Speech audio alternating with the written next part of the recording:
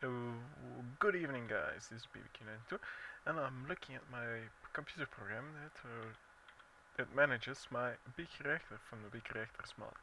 Um, I'm going to talk a little bit about this, just to help some people along.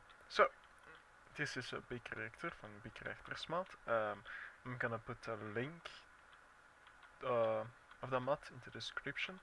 There's on that page is a link to the wiki, so if you want to read more or learn more about certain blocks of how they work or how they interact with the reactor or why you need them or why you don't want to use them, go there.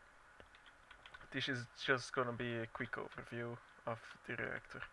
Um, so yeah, every reactor is made up of reactor casings. This block has to line the outsides of the cube. Um, the cube has to be at least 3 by 3 by 3, and I think the largest one is 9 by 9 by 9, which is really big. Um, then you have to fill in the empty spaces. This is I like to use the glass because you get 2 glass for 1 casing, so it's a little bit less expensive. Inside the reactor we can see another very important component. This is the fuel rod. Fuel rod stores the fuel and makes the reactor work, so to say. These fuel rods, as you can see over there, have to be connected to a control rod to control them, obviously.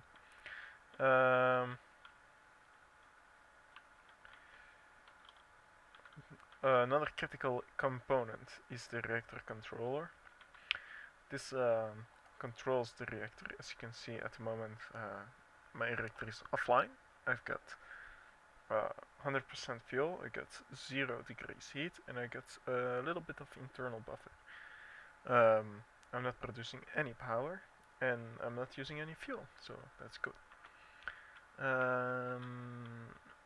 You can see that the green over there is the, you know what, screw it, oops, is the power tap. Here you connect your device it, and you can see it's pulling energy out of there. Another very vital component is the access port. The access port can you can use the in way to input your fuel. Fuel goes into the fuel rods and it gives this neat looking look. If you have a less server, if you have less fuel in there, these yellow cubes inside the rod are going to be smaller, thinner. Yeah, I'm inputting directly the yellow night, and I'm not extracting it yet. Out comes cyanide, and you can use the reprocessor to enrich it again, so you can use it again as fuel. A little bit more about these reactor control rods. They produce heat. Heat is a very important factor in Big Reactor Smart. How the more heat you have, the less efficient your reactor is. Which means between a temperature of 0 and 1000 degrees, the reactor is very efficient. If it goes above 1000 degrees, the efficiency drops, and it drops exponentially. So if your reactor is really hot, it's not good. It's not good. You're going to lose a lot of fuel just burning up, turning into heat. You can't use heat in this reactor. You can only use the redstone flux at its output. So if you design one of these and you don't want to control it with computer craft,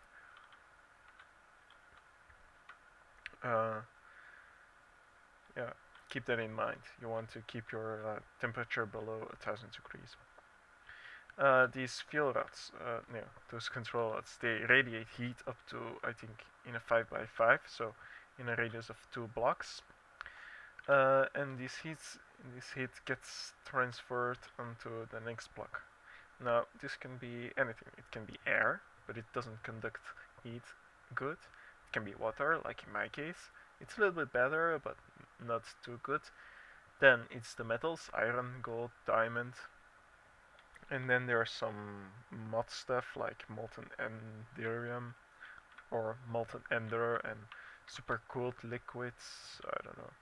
I have to figure that one out again yet. And it's raining. Great. Yeah, a little bit more about this. If you can see there, I've got a reactor computer port or whatever it's called, and it's communicating with my computer, and the computer is reacting with the is talking to my reactor. It's saying at the moment that I'm clearing the buffer, which means there is energy stored internally, and I'm trying to get rid of it. Because if you keep on producing energy while your buffer is full, you just lose that energy. It doesn't get stored anywhere. There is an internal buffer in this reactor. I think it's 10 million redstone flux, but it fills pretty quickly. So you can see here, I can see the amount that is stored and the rate that my reactor is losing it. This is about only my ME system just consuming that, which is kind of right. If you look into here, it says let's say 50 AI per tick, which translates times 4. It's about 200 redstone flux, but I've got a little bit of machinery running here. My farm is running here, so got to keep that in mind. So yeah, how is this doing?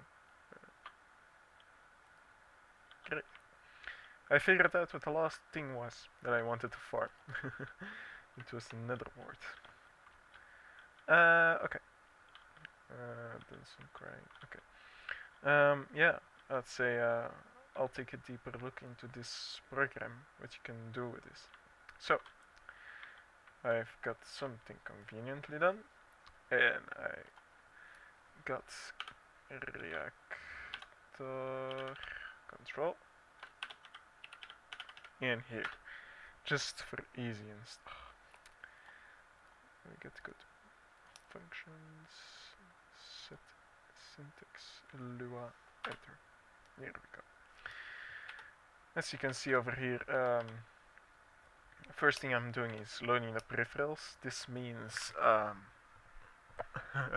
loading the reactor in, wrapping it to the peripheral reactor, and wrapping the monitor. I'm not doing these things over here because I don't have a reactor set up, but anyway, okay. Then, because I'm a little bit lazy, I redirect the terminal to the monitor just so I can just print stuff, and if I disable this line, I can still use the terminal just to output my basic functions if I wanted to, if I didn't have place to put a monitor or something. This is a reverse, resetting the terminal to the native. It's just something to put it back.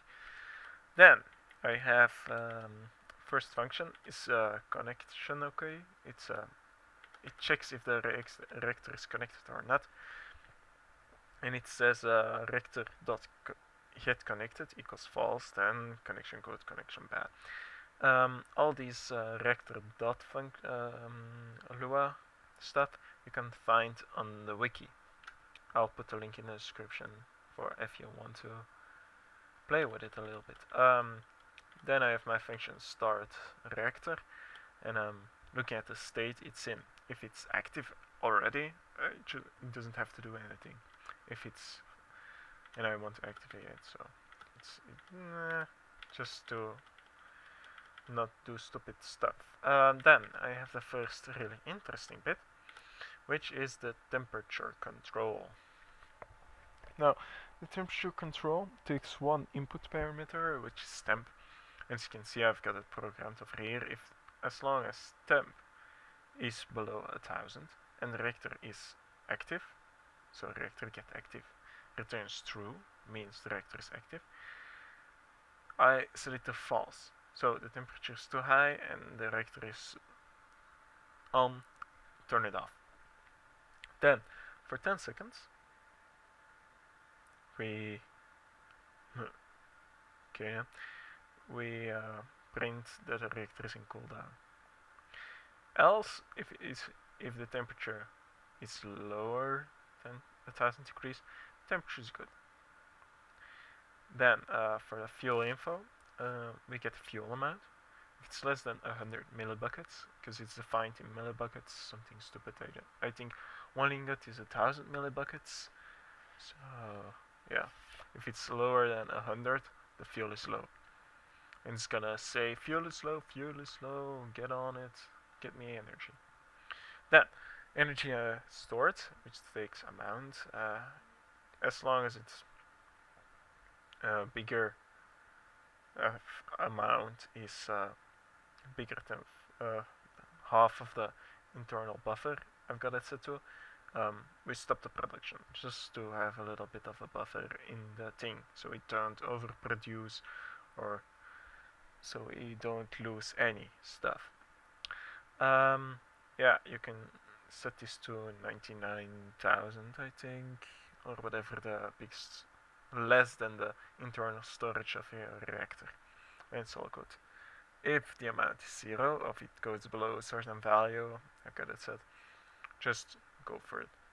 So if the amount is between the two, I'm clearing the buffer. Simple as that. Else we're producing energy.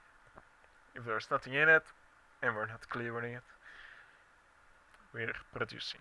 Then energy consumed per tick. Now this is interesting. We get the amount we have and the energy consumed we have. These two parameters, the energy consumed is actually just a second behind the amount. So we get a reading for the amount that is stored inside the reactor. Then we wait a second, and we wait 1 second, and we take a new measurement for the amount. But this time we call it energy consumed. Now, if we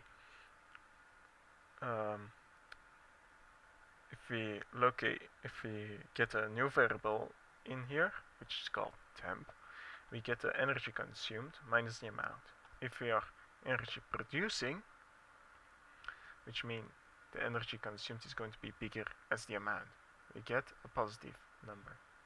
Also, we get a negative number, and some mathematics stuff. We divide by 10 because there are 10 ticks in a second, and we return the string with the temperature. Then time remaining, again the amount and the energy consumed. We again calculate the amount, the energy consumed, so the difference between the two, and we use some math to figure out how many ticks there is left. Then we do some other mathematics to see how long it's going to take for the reactor to empty, and we return the string. Fuel remaining, same. It's like get me fuel or whatever the thing was. So then we got onto the main. So here the program starts. We start with print start reactor up true, and local energy consumed is 0. This is needed because otherwise our program does some weird stuff. Then we get into the internal loop, the indefinite loop, which always starts with while true do and ends with, where is it? End. Now, a lot of stuff. First, we get the local values we need, and I called peripheral.call on it because it was a little bit buggy. we calculate energy, that's the energy in it, the temperature, the amount of heat energy, and the fuel. Heat, fuel, something else. Let's look at that. So we get energy produced, get temperature, and energy stored. Then we call our functions, which are the temp control and the energy stored. These are actually the functions because we return a value with return stuff and we return a string, we can print that string onto the terminal like this. So it's just a little bit more compact than typing a lot of stuff and making it look good, and this is just easier. We get a new line in here. We get the basic stuff we can read from the Reactor Control unit, but we just want to put it on the big screen because I don't want to look in my screen and say, oh, there's something not working, and look again in my reactor and oh, it just shut down. So get the temperature, producing energy, and energy stored. Then we print the energy per tick because we had to calculate that. Pretty straightforward. Then we get a new line, print the time remaining, and print the fuel remaining. Sleep a little bit. And then we do the magic thing where the energy consumed equals the amount, and then return to the top. We'll get the information and we can do the calculations on a correct way. Because just 1 second we don't have a correct value. It's not that big a deal, I think, because it's just on startup. It's only on startup. We clear the screen and we set the cursor back to 101 so the printing can go on. And then 200 lines later we have an end to my file. And that's it. I'm using a Lua IDE 1.0. It was on a disk drive you can find in Dungeons. It was in here, but yeah, I got it onto my computer. So that was it, my little talk about my reactor setup. I hope you enjoyed it. I hope I didn't make it too long or too technical, but I probably did, so I'm sorry for that. In the meantime, have a wonderful time. Bye bye, and thank you for watching.